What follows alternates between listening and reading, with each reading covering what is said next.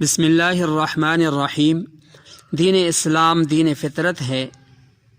دین اسلام نے انسان کو زندگی گزارتے ہوئے ہر موڑ پر اس کی رہنمائی کی۔ اسلام نے جانور ذبح کرنے سے متعلق بھی احکامات عطا کیے اور اس بات کا بھرپور خیال رکھا گیا کہ جانور کو ذبح کرتے وقت کم سے کم تکلیف ہو۔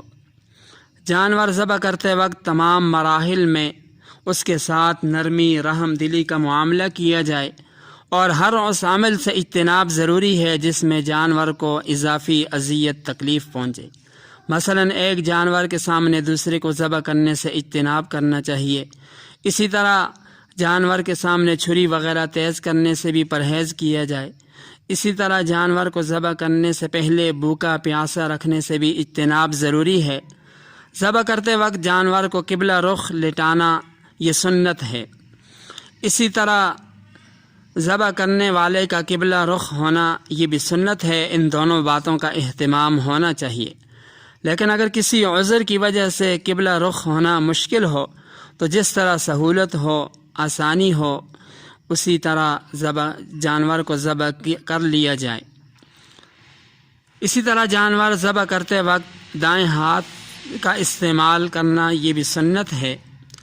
قربانی کا جانور ذبح کرنے میں بہتر یہ ہے کہ قربانی کرنے والا شخص خود ہی اس جانور کو ذبح کرے۔ البتہ اگر کوئی اور شخص اس کی اجازت سے ذبح کرے تو یہ بھی جائز ہے۔ اسی طرح جانور ذبح کرتے وقت تمام شرکاء کا موجود ہونا بہتر ہے۔ یہ کوئی ضروری نہیں، صرف اجازت ضروری ہے۔ جہاں تک ذبح کا مسئلہ ہے تو ذبح کے اندر 4 رگیں کاٹی جاتی ہیں: سانس کی نالی، کھانے پینے کی نالی اور خون کی 2 رگیں جو سانس کی نالی کے دائیں بائیں ہوتی ہیں۔ کوشش تو یہی ہو کہ یہ 4 رگیں کٹ جائیں اچھی طرح سے، لیکن اگر ان میں سے کوئی سی 3 رگیں کٹ جاتی ہیں تو جانور حلال سمجھا جائے گا۔ جہاں تک نیت کا تعلق ہے تو ذبح کرنے والا کرتے وقت یہ نیت ہونی چاہیے کہ یہ جانور اللہ تعالیٰ کی رضا، خوشنودی، اللہ تعالیٰ کی عظمت بڑائی کو سامنے رکھتے ہوئے اور قربانی کی نیت سے ذبح کر رہا ہوں۔ ذبح کرتے وقت اللہ تعالیٰ کا نام لینا بھی ضروری ہے، جس کا سنت طریقہ یہ ہے کہ یوں کہے کہ بسم اللہ اللہ اکبر اور پھر جانور ذبح کر لیا جائے۔ قربانی کا گوشت تقسیم کرنے میں ایک اہم مسئلہ ذہن میں رہے کہ قربانی کا گوشت وزن کر کے ہی تقسیم کیا جائے، اندازے سے تقسیم نہ کیا جائے، جس طرح کہ عام طور پر ہوتا ہے کہ لوگ وزن کے اعتبار سے نہیں کرتے بلکہ اندازے ہی سے گوشت کو تقسیم کر دیتے ہیں، تو یہ چیز جائز نہیں۔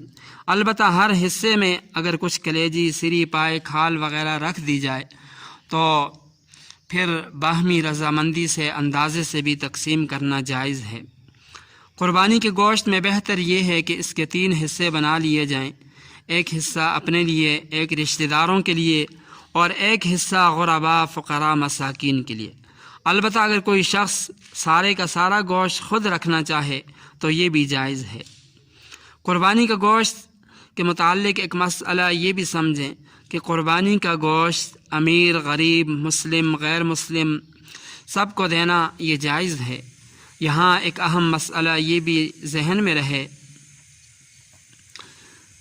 کہ قربانی کا گوشت کسی ایسی چیز کے عوض فروخت کرنا جائز ہے جس کو باقی رکھتے ہوئے اس سے فائدہ اٹھایا جا سکتا ہو۔ مثلا قربانی کے گوشت کے عوض کپڑے، الماری، فرنیچر وغیرہ خرید لیا جائے تو شرعاً اس کی اجازت ہے، یہ جائز ہے۔ لیکن قربانی کا گوشت رقم کے عوض فروخت کرنا جائز نہیں۔ لیکن اگر کسی نے نقدی رقم کے عوض قربانی کا گوشت فروخت کر دیا تو پھر اس رقم کو کسی زکوٰۃ کے مستحق شخص کو صدقہ کرنا ضروری ہے، خود اس کو استعمال نہیں کر سکتے۔